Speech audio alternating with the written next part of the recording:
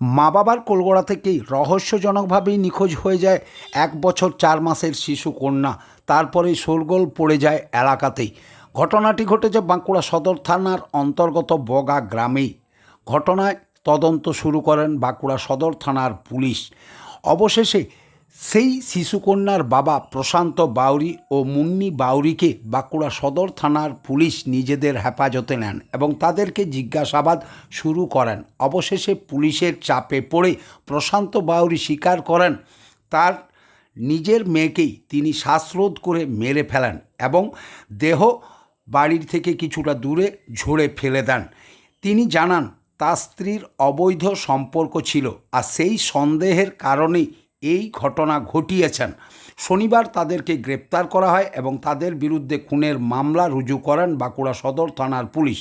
আজ তাদেরকে আদালতে তোলা হয় এবং প্রশান্ত বাউরিকে 7 দিনের পুলিশ হেফাজতের নির্দেশ দেন জেলা আদালত এবং 6 আগস্ট পর্যন্ত মুন্নিকে জেল হেফাজতের নির্দেশ দিলেন।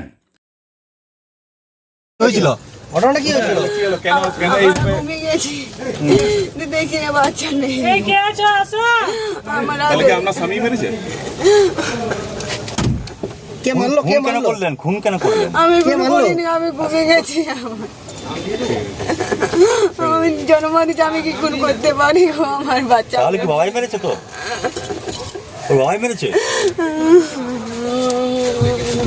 আমার তো আর দুটো বাচ্চা আছে গো।